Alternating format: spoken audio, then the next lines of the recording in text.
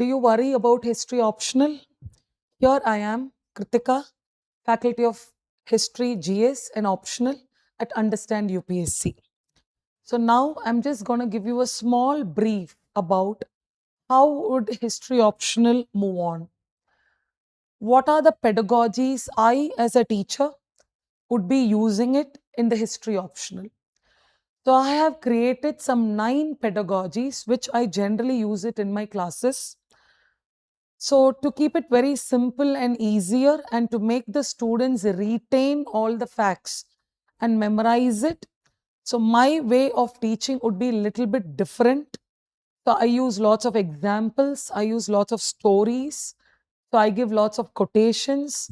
So I take live examples and then connect history so that a student does not forget and remembers all the concepts with clarity.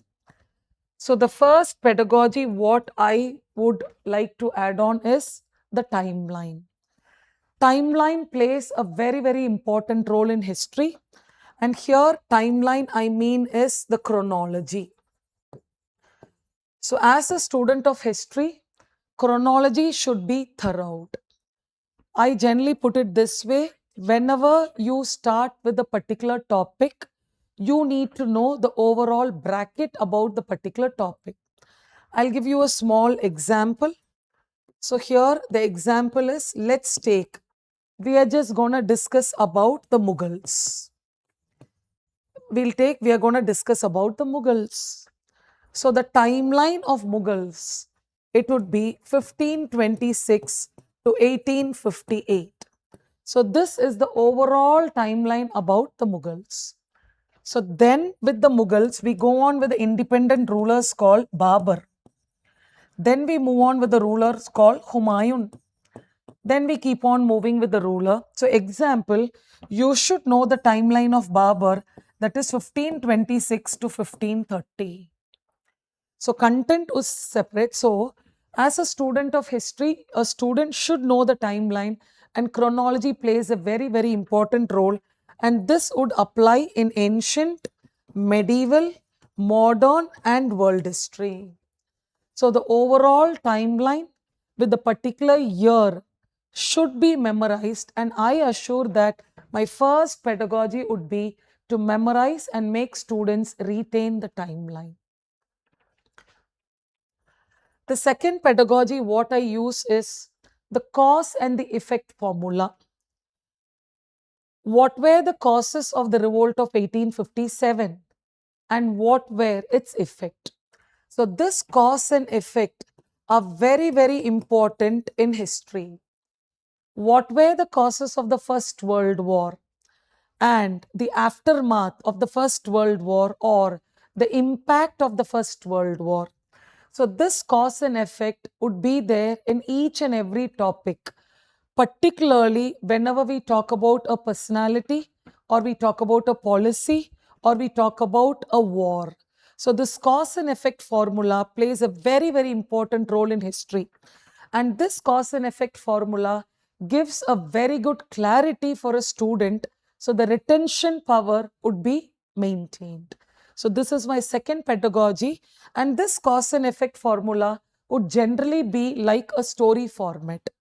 And once a student remembers why did the third battle of Panipat take place?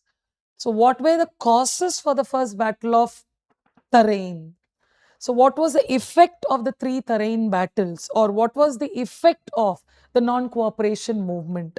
So when we study with cause and effect, I think the entire concept and the topic would be easier and understandable. The third pedagogy what I use is the historical debates.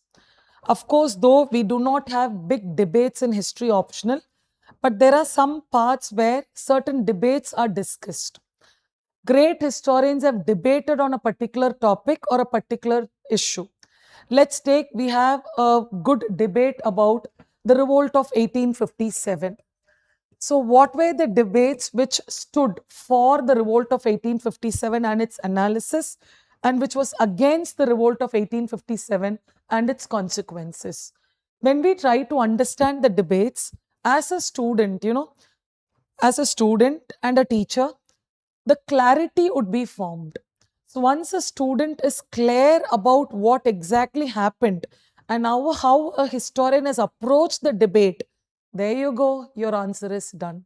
So debates do play a very important role, but let me put it very clearly, we do not have debates in all the topics. It is very much limited, but again, this debates will make students understand how a particular concept is dealt with. The next pedagogy, what I use is map. So I tell all my students from the beginning, the moment we start with history optional, it's about Indian history. Ancient, medieval, modern is Indian history. So generally, I tell students that, we just draw an outline of India and we start learning places. And once we start, let's take an example. Robbers Bruce Foot excavated the first hand axe at Attirampakam, Chennai. So the moment when I teach this, I tell the students, where is Attirampakam? Chennai, Tamil Nadu. So how to locate them? So this, because we have maps in our optional, which is for 50 mark.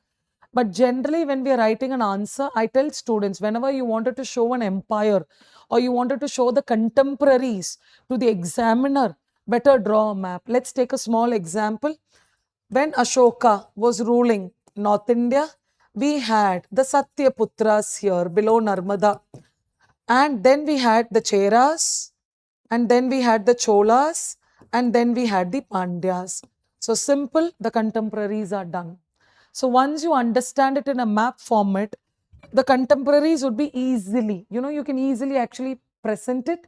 And again, your retention power makes it much more clear. So this contemporary part, to study them, will better go with maps. So this is one pedagogy generally I use to make students, have the class as a module where they can retain everything and they can finally understand. The next pedagogy, what I use is comparison. So what is this comparison we do? Now UPSC is entered into a very new format, comparing two personalities. These personalities would be from different time zone. Their area of rule would have been totally different. But some character of these two rulers would have been in common. Let's take a very popular example. Let's compare Ashoka and Akbar and mention that why do we call them as great rulers of Indian history? So Akbar was from medieval, Ashoka was from ancient. So why do we call them as the great? So this comparison, so generally Samudragupta is compared with Napoleon, and that's why we call Samudragupta as, Indian Napoleon. So once you start comparing, you would understand the way how they marked their beginning, the way how they ruled, and how did their conquest, their administration, and expansion look like. So this gives a clarity for the students, and a student will have a comparative mind. So this is one pedagogy. Generally, I use it in class to make the subject more interesting, to make it very easy, and to make it very clear. The next pedagogy, what I use is, of course, my biggest tool would be sources. So sources based teaching. Say, for example, to learn Babur, the best source would be Tusuk-i Baburi. So once you learn and read Tusuk-i Baburi, a student cannot read Babarnama or Aini Akbari or Jahangir Nama, or let's take Arthasastra or Indica. It's impossible. So when as a teacher, when I delve into all these sources in detail and I handpick all the important ones, I customize it and I give it to the students, because sources play a very, very important role in studying history. So we have literary sources, we have non-literary sources, we have oral traditions, we have archaeological evidences. So all these collectively, because as a student of history, you need to have proof. History without a proof stands to be a myth. So it's not a subject of myth. We have built our history with lots of proof, and those proof we call it as sources. And chapter number 1 in history optional is sources. So we will be doing all the sources which is required for our syllabus. The next pedagogy what I use, which is very limited in our syllabus, is the historiography. So what is historiography? What are the opinions given by historians? Generally, we have two set of historians, the rightist and the leftist. And we have the Marxist view, we have the subaltern view, we have the traditional view. So there are many views in history optional. And this historiography particularly comes in some topics, not all the topic. Let's take the best example because we have two views here. And these two views would be dealt. And once I deal these two views, a student will be having an idea like, let's take an example, Indian feudalism. What are the positivities which historians have given that feudalism worked as a model? What are the negatives of feudalism where empires broke? So we have two views put up exactly, and those would be dealt in the classes whenever it is required. Again, to put it very clear, historiography is not continuous in all the topic. We have few historiography in history optional. The next pedagogy what I use is answer writing. The classes would be like, I teach, students write, at times I dictate, at times handouts are given. But ultimately, when a particular topic is over, I teach answer writing in class and I tell students how to write a beautiful answer, how to write an answer with the entire content into it. A student has to meet the demand of the question and then write an answer. So this answer writing, say for example, there are certain terms. Let's take analyze. Let's take examine. Let's take, we have a justify. Let's take it like criticize. So we have comment. So we have discuss. So we have evaluate. We have elucidate. How far do you agree? So all these I would be discussing it in class and I would explain you all the details of how to write an answer when they ask you analyze. What do you do when examine is asked? How to write an answer when they ask you critically comment. So how would you criticize? How would you comment? All these would be taught in class. It's a classroom program. So answer writing is one important pedagogy which I make students so that, because generally students fear history and the biggest problem what they fear is, ma'am, I'm not able to write an answer. So how do I write an answer? So once answer writing is taught, again students find it very easy and automatically you can score.